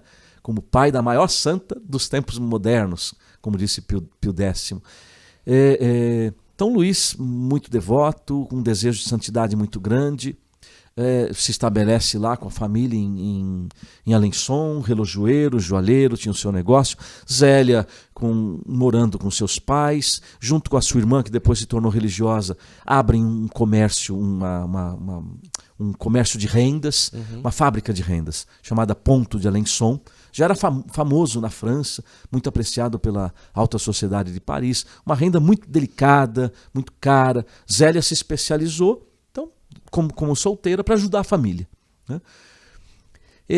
Zélia conheceu a mãe de Luís no curso da renda de Alençon, mas não se tem relato que a mãe falou algo sobre Zélia para Luís. Mas o fato é, Luís e Zélia não se conheciam. E numa primavera de 1858, era abril de 1858, os dois se cruzaram numa daquelas pontes, que tem um rio que passa ali na cidade de Alençon, o rio Sarthe. Só que os dois tinham no coração o desejo da vida religiosa. Sim. Tentaram entrar na vida religiosa, não foram aceitos. Né? Por providência de Deus. Deus tinha outros planos. Mas mantiveram no coração o desejo da santidade. Né? Porque qual era a mentalidade daquela época, Guto? Quem queria ser santo no século XIX, XVIII, XV, se tornava o quê? Religioso, padre. E o resto? Eu costumo dizer, ficava condenado ao matrimônio. Imagina. Concordo. Foi a conclusão que eu cheguei. Eles não diziam isso. Eu falei, mas quem queria ser santo ia ser religioso ou padre e o resto. Pois é, verdade. Mas, enfim. Mas aí eles se cruzam em abril de 1858, nessa ponte. E uma voz no coração de Zélia diz, foi ele que eu preparei para você. Dali 3 meses eles estavam se casando. Onde? Na igreja Nossa Senhora de Alençon, onde Terezinha foi batizada. A única que foi batizada lá foi ela. Os outros filhos foram batizados na outra igreja. Então, 3 meses depois. Dizem que eles acabavam, no início, não queriam fazer meio que um voto de castidade? Sim, fizeram. Encontraram nos escritos de Luís. Ele pesquisou a vida de santos, São José, Nossa Senhora, livros da igreja. E de comum acordo com Zélia, por causa desse desejo de santidade, e a gente tem que entender por causa do contexto da mentalidade da época. Sim, claro. Eles, de comum acordo, resolveram ter um casamento com um celibato total, né? Uma castidade total. Viveram assim durante 10 meses. Depois, ajudados por um confessor, eles consumaram o matrimônio e começaram a ter os filhos. Zélia vai chegar, né, depois que começamos a ter nossos filhos, nós percebemos que a nossa vida ela se realizou e a nossa vida era só para eles. E já temos, escreve ela para, se não me engano, para a irmã dela, ou para a cunhada, já temos 5 e não desistimos de ter outros 4 ou 5. Queremos povoar o céu com novos santos. Olha. Queremos ter muitos filhos e educá-los para o céu. Esse era o grande segredo da pedagogia deles, educar para o céu. E de fato tiveram 9 filhos. A caçula, Terezinha, né? É a nona. Imagina se ela para. Não, no sexto tá bom, para por aqui, chega. Não teríamos E as pessoas diziam para ela, porque eles passaram muita dor, que eles perderam 4 novos, 2 meninos, 2 meninas, 3 com menos de 1 ano. Imagina você enterrar um filho com menos de 1 ano. E Helena, com 5 anos de idade. Eu olho para o meu neto, Miguel, e quando eu olho para ele, eu fico pensando, Luís e Zélia enterraram nessa idade uma filha. Nossa, quanta dor no coração, quanta dor. E as pessoas diziam, bom, agora então você vai parar, né? E nas cartas, temos as cartas deles aqui, né? Aqui, ó. Foi lançado pela nossa editora também, Carmelo Santos Loyola. Luís e Zélia Marques. São as cartas deles. E Zélia diz aí nas cartas, ela dizia, não, nós não vamos desistir, a vida, né? Nós queremos povoar os santos. Então, uma abertura à vida maravilhosa, fantástica, de confiança em Deus. Como você falou, se eles tivessem desistido, nós não teríamos Santa Terezinha. Não teríamos, imagina. A igreja, o mundo ser privado de Santa Teresinha, que até inclusive agora, nesse ano, a Unesco está homenageando Santa Teresinha como personalidade mundial. Quanto bem Teresinha faz. E eles não desistiram. Uma coisa que chamou a atenção do comentário feito lá na casa deles é que pela manhã se escutava um grande barulho ao redor da casa e as pessoas 5:30 da manhã iam para fora pensando que estava tendo alguma confusão, mas era meio que a confusão de sair Zélia e Luiz com os filhos para missa na madrugada, né? A irmã contava esse detalhe lá e dizia, pela madrugada, 5:30 da manhã, eles tinham o costume de sair com os filhos para missa. Para missa. Todos os dias à missa. Muitas vezes, com certeza, não foram com os filhos, Sim. mas se conta nos escritos sobre eles que quando os vizinhos ouviam o barulho da porta ou aqueles rumores, eles olhavam para o outro e diziam, não, são os Martã indo para a missa, ainda cedo, voltemos a dormir. Era assim, né? Agora, assim, por exemplo, a gente mora em Juazeiro, uma cidade quente, você sair 5:30 da manhã para missa já é difícil. Agora, no frio... No frio. Ali em Alençon costuma nevar no frio, no inverno. No frio... Então, assim, é algo extraordinário. E outra coisa também, que não era um casal pobre. Não era um casal pobre. Eles tinham tudo para viver uma vida meio que de luxo, longe de Deus, cuidando de outros afazeres e até mesmo, como é que eu posso dizer, não tinha necessidade de austeridade, de vida de santidade, de sacrifícios, né, e tudo. Mas é impressionante o quanto eles conseguiram usar daquilo que eles tinham, mas salve-se que para ter aquilo trabalhavam muito. Sim, fazer um relógio não é fácil. Os pontos de renda... Não, são delicadíssimos. Não, você viu? Não, lá, né? eu vi. Você viu. E fazer aquilo dali à luz de vela... Aquele curso eram 3 anos. Imagina só, realmente, você que está acompanhando, você não entende. São pontos milimétricos. Aquela agulha finíssima, uma agulha muito fina, quase que de um fio assim. E você fazer aquilo dali à luz de vela, porque não tinha energia elétrica, né? Então, assim, claro, trabalharam muito para isso, mas souberam criar os filhos para Deus, sem que a essência da vida familiar e da vida em Cristo se esvairasse. Se perdesse. Sim, porque o grande lema da família Martã é Deus o primeiro a ser servido. Esse é o grande lema, né?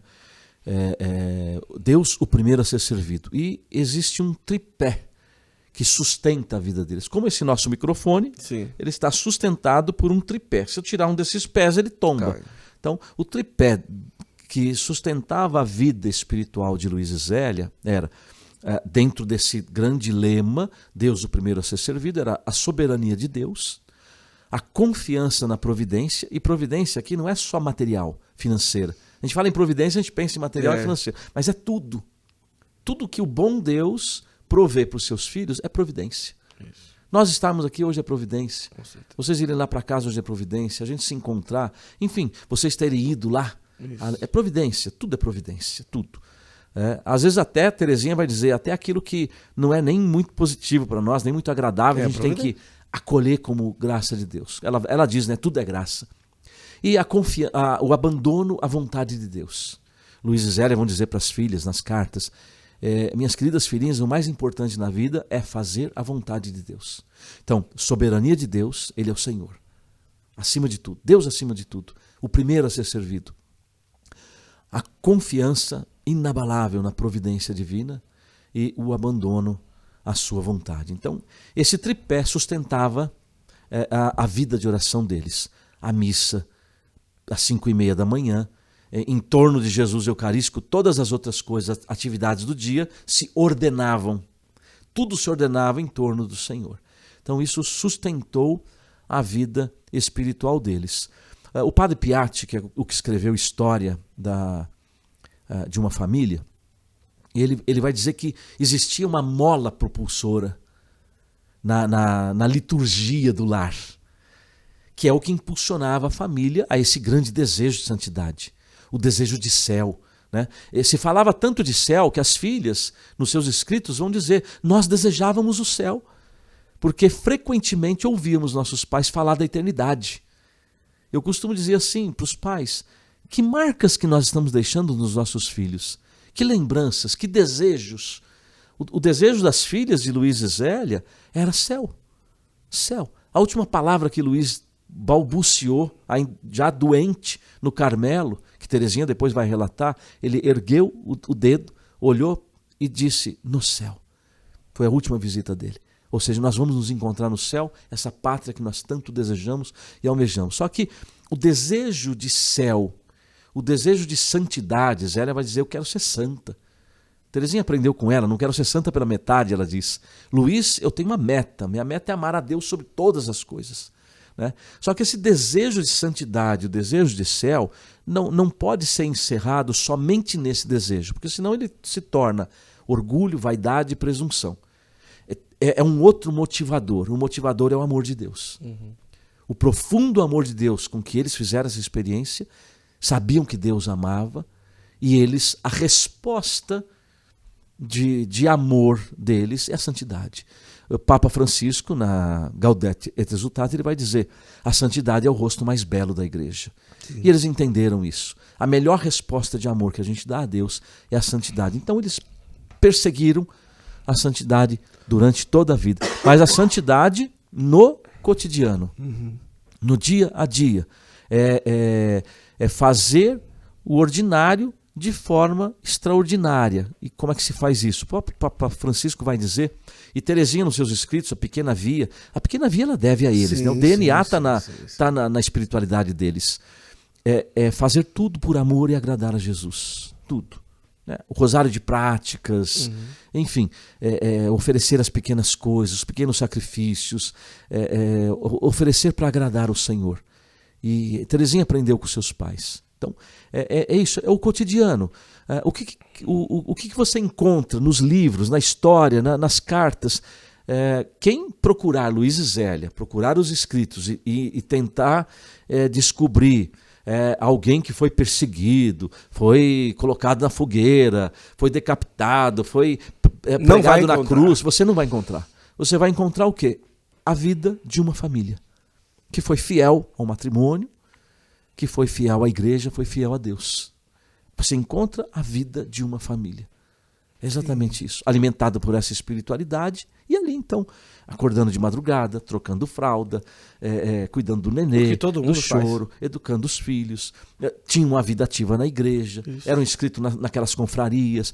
Luiz fazia adoração noturna.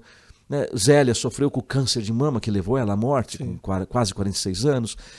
Luiz passou um problema de cabeça, ficou internado 3 anos e 3 meses num sanatório. Então, muito sofrimento, a perda dos filhos, a guerra franco-prussiana, 1870-71, invadiram a França.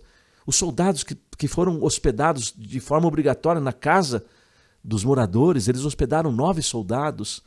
Enfim, assim, tem muita coisa na vida deles, mas sempre ali uma resignação à vontade de Deus. Porque eles buscavam, acima de tudo, a vontade de Deus. Eu tenho percebido, Guto, que é a única preocupação comum na vida dos santos. Os santos só têm uma preocupação: fazer a vontade de Deus. O resto, eles confiam. Eles confiam. E de fato, como você falou, eles tinham bens, mas viviam com o necessário. Não davam para as filhas o que elas queriam, davam o que elas precisavam. Não permitiam que seguissem as modas e uma série de coisas que fazem parte da pedagogia deles. Ele chamava assim, não sei se era assim mesmo na prática, mas ali eles apresentam como, mas mesmo ali, praticamente um genuflexório em cada quarto. Isso me chamou a atenção. Sim. Não sei se tinha, mas estava lá. Mas cada detalhe. Por exemplo, tem uma imagem no quarto grande de Nossa Senhora do Sorriso e tudo se tem um crucifixo, todo lugar se fala de Deus, né? E o genuflexório que eles rezavam, o rosto de Cristo, que até a irmã comenta que Santa Terezinha, ou as irmãs pequenas, acariciavam, né? E Santa Terezinha um dia, acho que ela escreveu isso, não sei, Mas Jesus, por que você está sofrendo? Eu vim lhe consolar, não é? O genuflexório de Jesus com a coroa de espinho, né?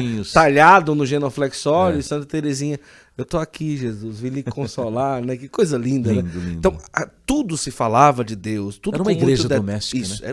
Ali era uma igreja doméstica, realmente, porque ali, todo lugar que você olha naquela casa, você vê Deus. Sim. Né? E as crianças crescerem ali nesse... que não significa que foi uma família que viveu em extrema e santa tranquilidade, sem problema, né? O falecimento da Zélia de forma muito... Foi muito sofrido. Muito sofrido muito. E também... como é que eu posso dizer? Rápida, né? Sim. Que não foi uma coisa que ninguém esperava. E depois o problema também do Luiz, o problema mental que ele acabou sofrendo e tudo. A criação difícil da Leônia também. A filha difícil. Que ali se comenta que quando eles tinham sempre talvez um prato de sopa, alguma coisa, né? Eles comentam lá que para oferecer para os pobres, e quando batiam um pobre que iam buscar o prato de sopa para dar para o pobre, a Leônia tinha colocado um pano de prato no prato de sopa. Para você ver o nível de como que ela era. Leônia era terrível. Difícil mesmo, mas que agora já está pertinho para ser beatificada. Já vai ser a quarta santa da família Martã. Exatamente. Os pais, Santa Teresinha, e agora a Leônia vai ser a próxima, né? Já é venerável. Olha que coisa, né? Então, essa preocupação de fazer do seu lar, da sua casa... não é que ninguém vai viver dentro de casa como um monge feito anjo, de mãozinha posta e cantando canto gregoriano dentro de casa. Né? Mas aquele ordinário, aquele dia a dia, aquela cozinha, aquele quarto, todos os lugares da casa falam de Deus. Isso me chamou muita atenção. Porque Deus, de fato, habitava aquela casa. Primeiro, por quê? Porque habitava os corações.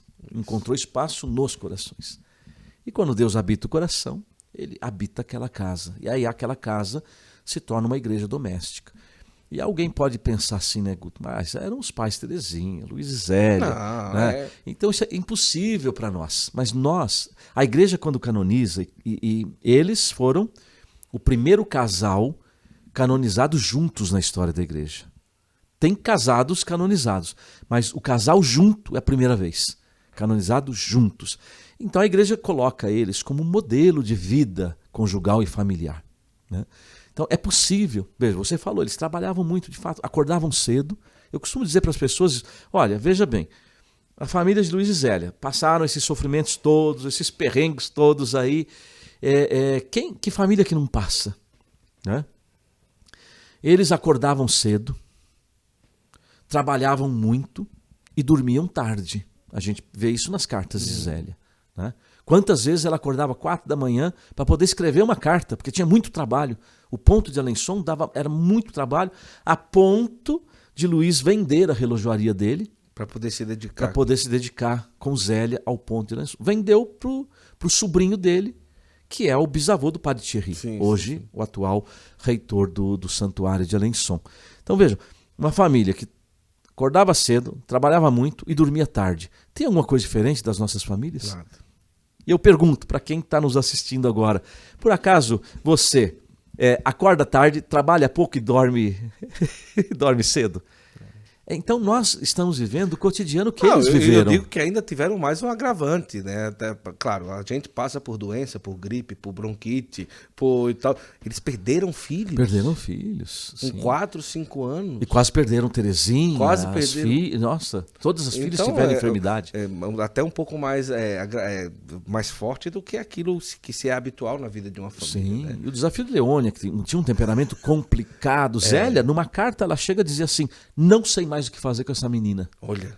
A ponto de dizer isso. Agora, quanta gente já não disse isso, né? Talvez eu e você, né? Né, Zulene? Não sei mais o que fazer com essa menina. Zulene nunca disse isso, não.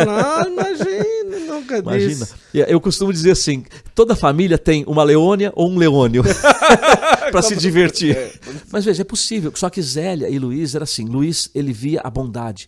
Ele chamava a minha boa Leônia. Então ele acreditava na bondade do coração de Leônia E Zélia diz assim: eu sei que Deus pode transformá-la e eu creio que Ele o fará. E Luiz e Zélia não deixavam de rezar pela filha. E ela foi transformada, tanto é que está na fila dos santos aí para ser canonizada. Eu sou muito observador e me marcou muito também a capacidade de você valorizar tudo com amor e detalhe, né? A casa em si, você vê os brinquedos, né? Tem um altar com ostensório ali, naqueles brinquedinhos, mas por que se preocupar em fazer um ostensório de brinquedo para os seus filhos brincarem, né? E por que tudo é tudo muito zelado? Sabe aquele senso de olhar para a vida deles e ter aquele desejo de ter uma vida organizada, Sim. uma vida equilibrada, uma vida que se tem cronograma, que se tem, sabe, de você santificar o ordinário, não no sentido espiritual, mas de um sentido que seja de ordem. E me refletiu muito fortemente quando eu fui em Lisieux, na Basílica, e tá ali do ladinho ainda, escondidinho não, um pouco mais do lado, alguns objetos que eram de Leônia, e se tem uma medalha milagrosa lá, pequenininha como essa aí, mas toda num paninho rendado, azul, com branquinho e tal. Então, um zelo, né? Um zelo em tudo. Um zelo em tudo, em todo detalhe. Tudo muito zelado, muito organizado, no sentido de valorizar-se tudo aquilo que é sagrado, inclusive a vida familiar, Exatamente. os lugares da casa, tudo com muita ordem, não é? Então imagina, a medalha milagrosa que Leônia portava no bolso era ornada de azul e branco com tecido nobre, lindo, belíssimo. E depois disso, inclusive lá, ainda na viagem na Europa, eu peguei todas as medalhas milagrosas que eu levo na bolsa para distribuir e comprei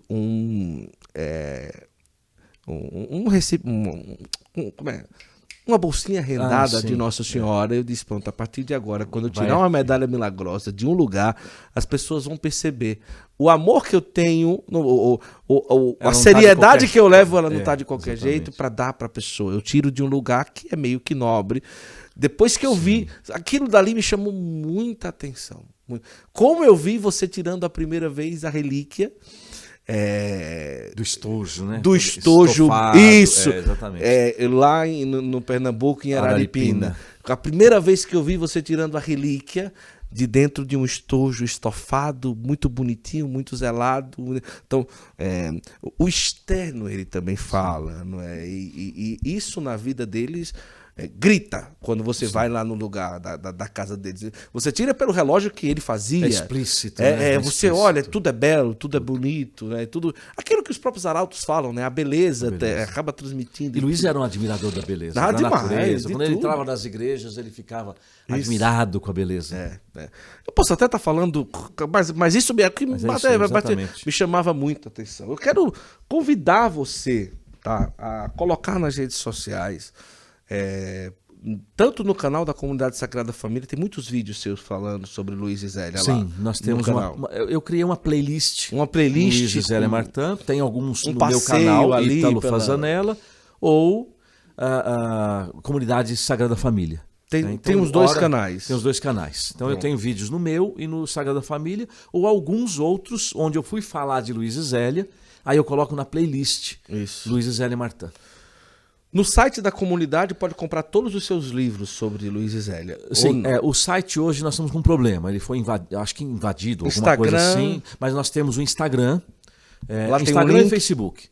Tem o Instagram, é Comunidade Sagrada Família, ou Editora Sagrada Família, e nós administramos... Tem um WhatsApp lá. Também, o perfil Santos Luiz e Zélia Martin. Ótimo. Tem esse perfil aí que a gente divulga tudo sobre eles.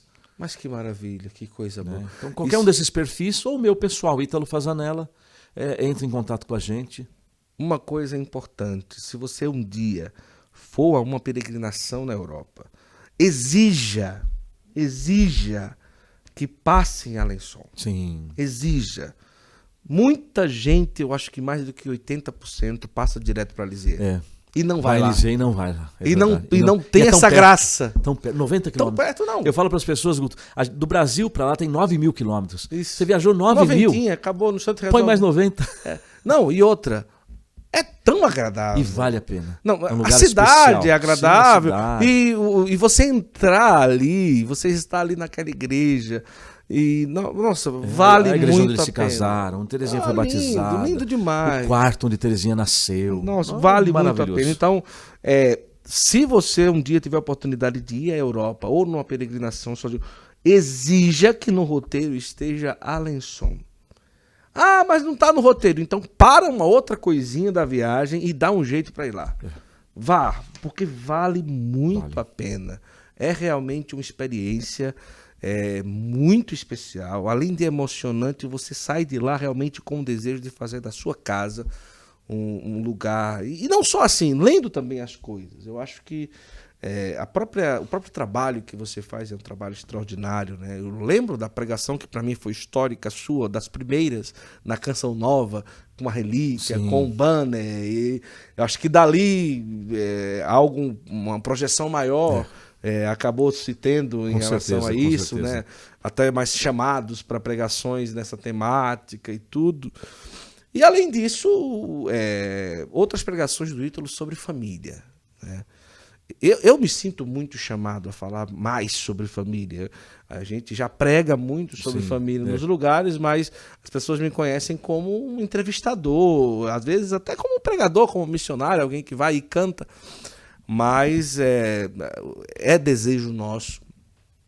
E eu pedi isso lá também, né? Eu disse, olha, nos ajudem a chegar ao coração das famílias. Pedir no lugar certo. Pedir no lugar certo. De quem não dá ponto sem nó. Exatamente. O que ele fez nesse reboliço todo, né? Então, Ítalo, eu quero muito agradecer a sua acolhida. Não é? Foram quantos livros que você escreveu falando sobre eles? Deles, meu tem a novena da família, a Pais Incomparáveis, que é o mais novo. Pedagogia Educativa de Luiz Zélia, a pedagogia que eles usavam na educação das filhas, o que está sendo preparado, que é sobre a espiritualidade. Eu tenho Família, Comunidade de Amor, que é o meu TCC na teologia. Ali eu tenho um capítulo sobre Luiz Zélia. Certo. O livro não é sobre eles, mas é um capítulo sobre eles. Aí depois a nossa editora publicou as cartas, o mais novo... No caso aqui é uma organização das cartas. Das cartas. Todas as cartas conservadas de Luiz, muitas se perderam, né? Muitas se perderam. Mas todas as cartas conservadas estão aqui. E o mais novo livro da editora e do Frei Patrício Chiadini, famoso, né? Muito bom. Carmelita. Lançamos Santos em parceria aí com a Ângelos Gerando Santos. Maravilhoso. Olha que maravilha. Vamos mostrar um por um aqui nessa câmera, por favor. Sim. Santos Luiz Zélia. Esse aqui é o do Frei Patrício. Frei Patrício, Santos Gerando Santos. Esse aqui é o seu mais novo. Pais Incomparáveis, a Pedagogia Educativa dos Santos Luiz Zélia Martã. A novena da família, que eu escrevi, com cada dia da novena, uma reflexão sobre a vida deles. Sim. E a oração. E aqui tem vários testemunhos de graças alcançadas. E o grande clássico, o grande tesouro deles, as cartas. Né? Porque aqui é fonte primária. O que eles escreveram. São menos cartas de Luiz, que ele não gostava de escrever muito assim, mas Zélia escreveu muitas cartas. Então aqui é uma fonte primária que a gente pode beber a vida deles. Tem a história de uma família que não é da nossa editora, mas também foi reeditado aqui no Brasil, que é esse clássico da década de 40. Né? O Leônia, né? Também da nossa editora, tá aqui, ó. Se der tempo de mostrar. Ó, claro, dá. Leônia. A Filha Difícil, né? Aí nós colocamos aqui no Brasil esse título. É o Dominique que escreveu? Dominique Menvielle, sim. A surpreendente santidade da irmã de Santa Terezinha. Porque foi surpreendente mesmo, né? Ela era a pior. Era a pior. E vai ser a próxima da filha. E vai ser a próxima da filha. Tem possibilidade das outras também, não? Tem, mas eu acho que por conta desse processo, acho que vão dando prioridade. E depois tem aquela questão, vamos canonizar só porque são as irmãs de Terezinha e tudo. Mas eu acho que com o tempo, talvez a coisa ande. Mas Leone, inclusive, tem milagres sendo analisados, inclusive no Brasil, Olha aí. para a beatificação.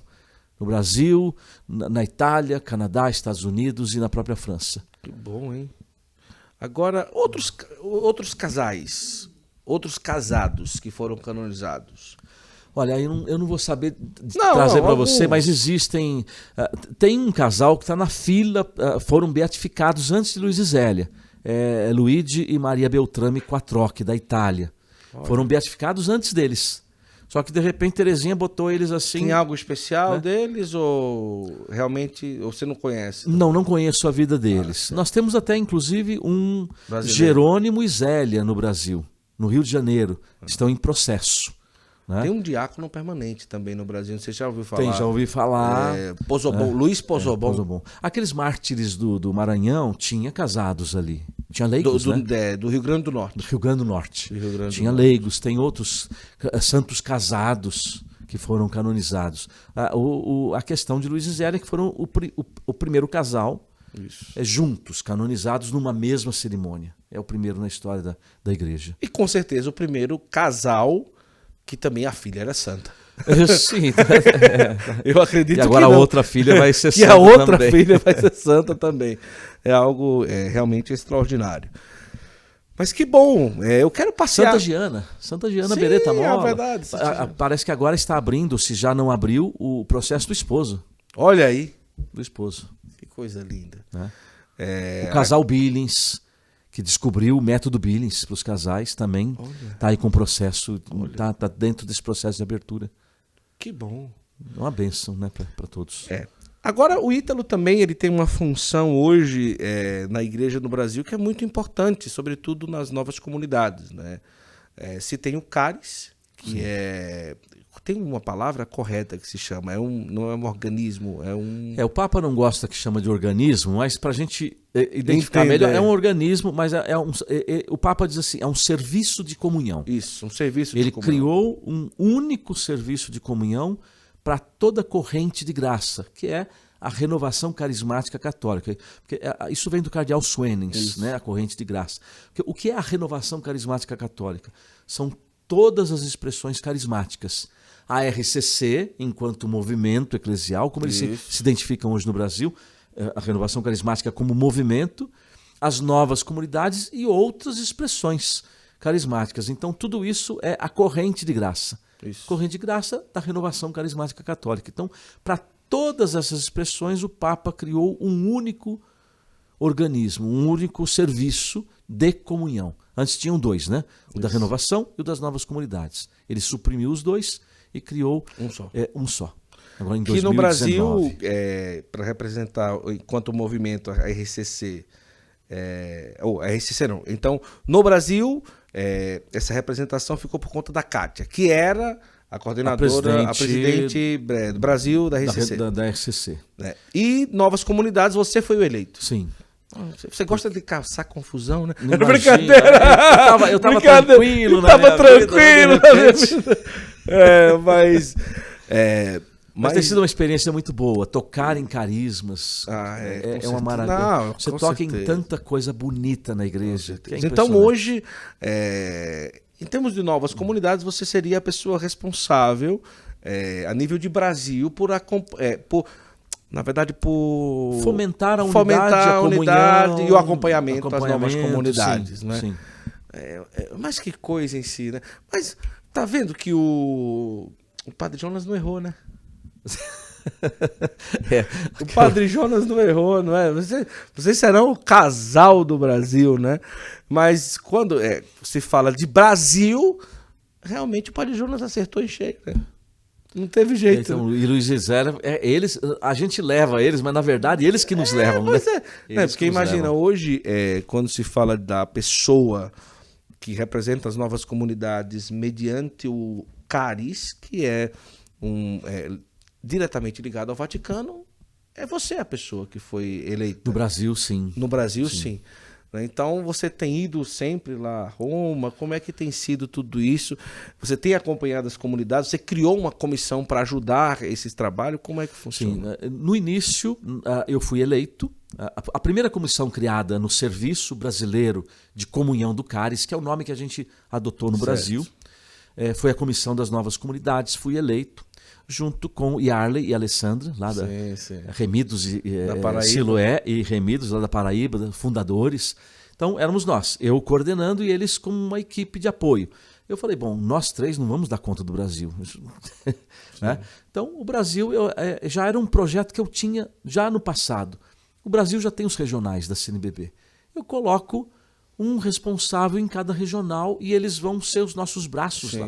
Vão chegar, né? Nas novas comunidades. Porque eu lembrei daquela passagem de Moisés. O sogro de Moisés, vendo Moisés atarefado, aquela fila enorme de gente que ele ia estar atendendo até hoje, né? É verdade. Aí o sogro dele disse, olha, junta grupos de 50, você coloca um cabeça nesses grupos.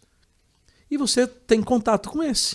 E você vai resolvendo os problemas aí desse povo todo. E ainda era um povo cabeça dura, para piorar, né, a coisa. E eu pensei nisso. Falei, então eu vou dividir dessa forma. E os regionais têm trabalhado, os bispos têm elogiado. O coordenador internacional, da comissão internacional, tem elogiado muito. Tem nos acompanhado. Falou, o Brasil é um modelo para nós. Olha que bom. Né? Inclusive, por conta da pandemia, nós não tivemos nada presencial. Começou agora, há pouco tempo. Os congressos regionais, o Congresso Nacional na Canção Nova, que a gente tem todo o primeiro final de semana de novembro, lá na Canção Nova. Esse vai ser maior porque é o primeiro que está mais liberado. O ano passado estava assim, fecha, esse vai ser o primeiro final de semana de novembro? De novembro. Vai ser agora, esse ano? Vai ser agora, esse ano, 4 a 6 de novembro. Ah, tá. Então, e o internacional, aí vai ser o segundo. O primeiro aconteceu em Recife, né? Foi uma dimensão um pouco menor, porque o CARES tinha acabado de acontecer. Né? E agora o segundo, a segunda conferência vai acontecer em Roma, agora em outubro. Vou para lá, tenho uma palestra minha. Né? Isso para nós foi assim, um presente, uma responsabilidade. Eu estou aqui. Uma palestra num congresso internacional, né? sobre as novas comunidades, liderança, enfim. Então uma responsabilidade muito grande, mas isso a gente vê que é um crédito que tem se dado ao Brasil por conta do trabalho que está sendo feito. Né? Hoje somos mais de 600 comunidades cadastradas e tem aí, sei lá, 200, 300 ou 400 ainda não cadastradas. Né? O Brasil é o país que mais novas comunidades tem no mundo. Nós vamos combinar quando você estiver próximo ao Juazeiro, no nosso estúdio novo. Oh, que beleza! Nós vamos fazer um podcast só sobre a realidade das novas comunidades. Excelente. Eu acho que a gente tem muita coisa para a gente trazer. É um universo maravilhoso e muito profundo. E a gente fica marcado assim, quando você estiver combinado por ali, por perto, a gente marca e você vai no nosso estúdio novo lá. E a gente vai conversar muito sobre esse assunto. Eu acho que vai valer muito a pena, com certeza. Com certeza. O convite está aceito. Oh, que bom, que bom. Ítalo, muito obrigado pela generosidade de nos acolher aqui. Né? Até nessa hora que já está até um pouco avançada, eu fico um pouco constrangido, mas é a hora que deu para a gente trabalhar, não é? Que a gente conseguiu realizar. Mas eu quero muito agradecer, é sempre uma alegria quando eu encontro e hoje falar sobre Luiz e Zélia, como você fala, para mim é uma grande providência, porque, não sei, sempre mexeu muito comigo, desde o primeiro dia que eu vi você em Araripina, pessoalmente, Sim. com a relíquia, é como se a pessoa, nitidamente, espiritualmente falando, a gente percebe que desse casal emana uma força especial para os casais. Verdade. Né? Emana uma força especial para os casais em todos os sentidos. Né? Socorro à vida, do casal, até a vida financeira, ou até a vida em si de querer ter um filho, ou de querer criar um filho, de querer resolver a situação de um filho que bebe, um filho rebelde, um filho que é difícil, tal, não sei o quê. E às vezes a gente não... tem ali um casal que passou pelo que a gente passou, Sim, verdade. Que agora está no céu. Né? É o que eu experimento muito, assim... De às vezes uma coisa ou outra que me surpreende, de eu me recordar de Dom Henrique e dizer, Dom Henrique, me ajude aqui, porque a situação, e de uma hora para outra, E não canonizando ninguém, as pessoas vão me entender, mas para mim é muito Muito próximo. E com certeza tem intercessão Ah, dele e com aqui, sem certeza dúvida. tem, né? E já ouvi também outras pessoas falando isso, né? E até autoridades da igreja falando isso também sobre ele. E não sei, para mim foi um presente estar aqui, uma alegria enorme, uma honra. E acompanhe o Ítalo nas redes sociais, no YouTube. Se inscreva no canal dele, consuma tudo que tem lá, tá certo? Porque tudo é muito bom. E também nas redes sociais, tanto Ítalo Fazanella, ou Santos Luiz e Zélia Martã, que eu administro esse perfil, né, no Instagram, a editora Sagrada Família e Comunidade Sagrada Família, são os perfis nossos lá. Que maravilha. E depois, esse retiro para casais, as pessoas vão se interessar um dia para fazer. Sim, né? nós levamos ele aonde precisar. A gente prega esse retiro para comunidades, paróquias, pastoral. Eu quero muito agradecer a você que esteve conosco nessa conversa maravilhosa, agradecer muito. Coloque aí nos comentários o que é que você achou dessa conversa. E mais uma vez agradecer a generosidade do Ítalo de conversar aqui com a gente. E a primeira de muitas, se Deus quiser. Amém. Muito obrigado, Guto, pelo convite. Uma satisfação imensa de estar aqui com vocês, né? Uma alegria. E eu suplico, né, a intercessão dos Santos Luiz e Zélia, por você, pela sua esposa, pelos filhos, pelo Santo Flow, por esse apostolado maravilhoso que vocês realizam e através deles que a bênção de Deus, através da intercessão de Luiz e Zélia, chegue a cada uma das famílias que nos acompanha. Amém. Muito obrigado, Deus abençoe.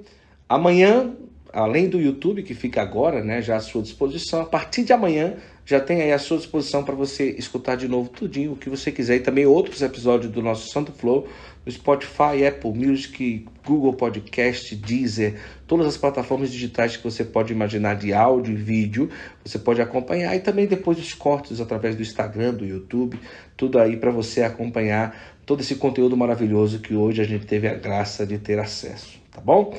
Deus abençoe e até a próxima, se Deus quiser.